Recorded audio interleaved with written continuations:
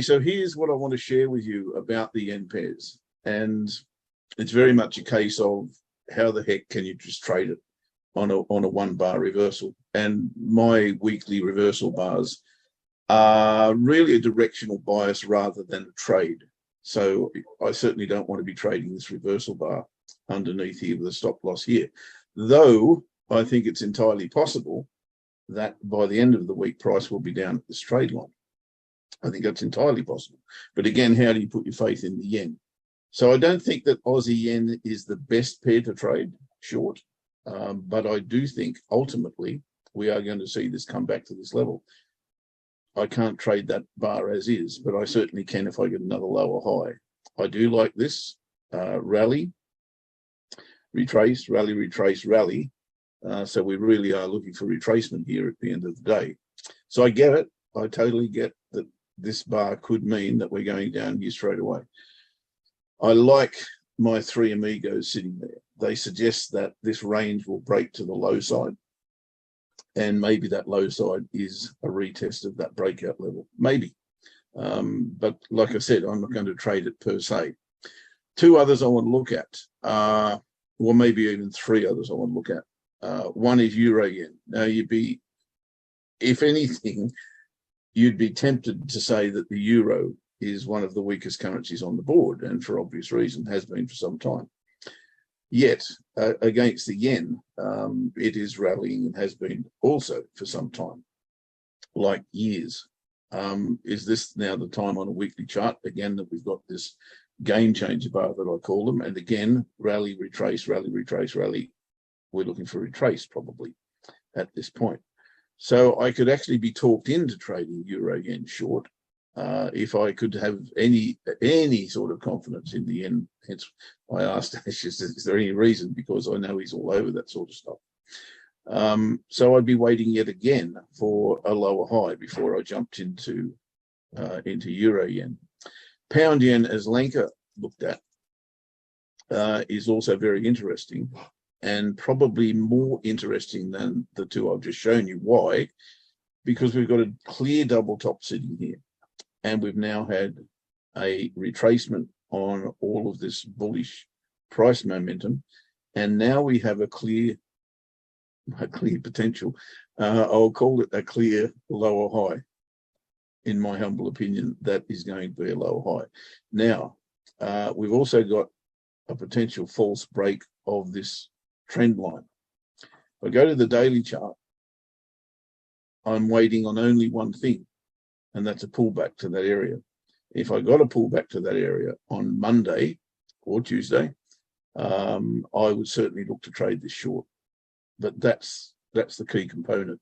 I have to have a bullish bar here to be able to trade it short, because that gives me the insurance that I need to say that if this momentum is to continue, it will continue underneath the bull bar. And if the yen can't sustain a rally, then obviously this will take off again and I won't be involved. But I do like this more than I like anything else in terms of the yen, apart from one other, and that is Kiwi yen. So Kiwi yen, very, very similar story, yet it hasn't really set up the same as pound yen yet. It's come off the top, and you can see that's a very, very clear top. I call that Bart Simpson's hairdo, and it's a game changer bar this week. Brave to take it, like all the others, but again, it's not a trading bar for me. It's a directional bias bar for me. So I'll be looking for, and it is similar in many, actually I've got a chart of that down here somewhere, I'll show you. It is similar in many, many ways, but I can even trade this bar on a daily chart. So it's similar to what I just asked for on pound yen, right? It has already come back underneath this level, this trade line, and it has retested it. Barring a gap down tomorrow morning, I will look to place an order here short underneath that bar and a stop loss. I'll get well above that trade line. Daily pivot won't be there, of course. Actually, it won't be too far away, I don't think. Yeah, I'd probably want a stop loss above this high here. which could eventually become a right shoulder of a head and shoulder. So that's where I put my stop loss. But my entry would be, 4 or 5 pips underneath that bar, barring, as I said, a gap in the market that, closes down here somewhere. Wouldn't be interested if that's the case. Got to have price up here before I would enter that position. But I think that's probably 2 positions. And again, it's very, very difficult to trust the yen, but they're the 2 positions that I would prefer to take. I also want to talk about gold before we leave you today. And the reason I want to talk to you about gold is because it has cracked through a very, very, very important level. And that level is right here. It's 1680-ish. Let's call it 1680. But this looks now to be in a bit of strife. I mean, it has been for quite some time. This is 1, 2, 3, 4, 5, the 6th month of selling gold versus the US dollar. But finally, it has cracked the neckline of this double top. And that to me is very, very important. That's the monthly chart, of course. The weekly showing the close below that level that I have nominated as the neckline. And the daily is showing me a break and retest of that exact area. Once again, given there is no gap in the market tomorrow, that upsets my plan here.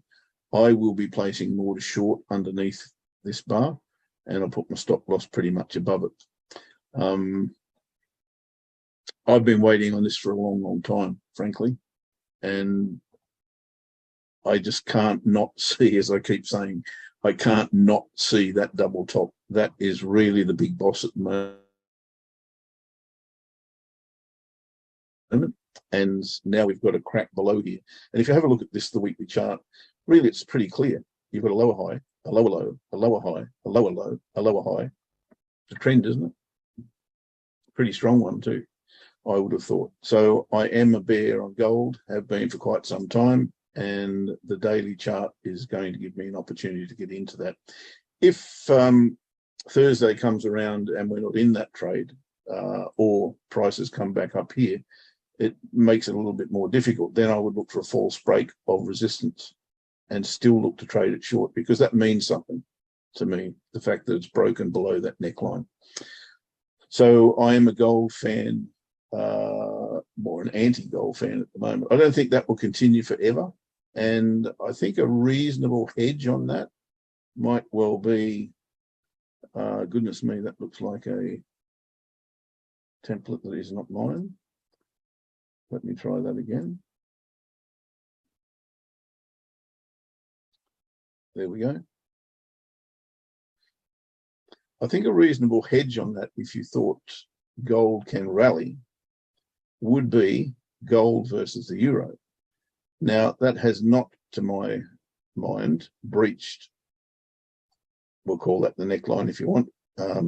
Neckline it isn't, but it's certainly the strongest level on the chart here of support.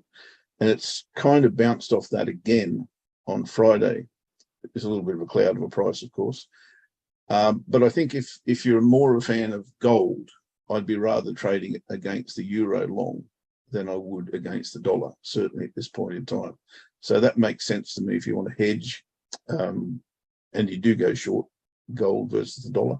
This might be a good hedge against that. But you need to have that safety zone again before you get in the market. So gaps will be all important tomorrow morning, and I'll be looking at them very, very closely.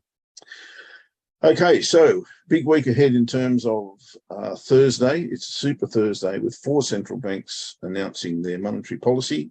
That will carry us through for the next little bit. And I think you can expect some volatility around all of that on Thursday. So if you do get in the market with any one of those central banks in your trade, make sure you get safe. Thanks, Lenka, for your input. Thanks, of course, to Ash, who's ducked off to have his Sunday. And thank you all for being part of the weekly Sunday market update. We hope you have a great week ahead. Trade safely, and bye-bye for now. See ya.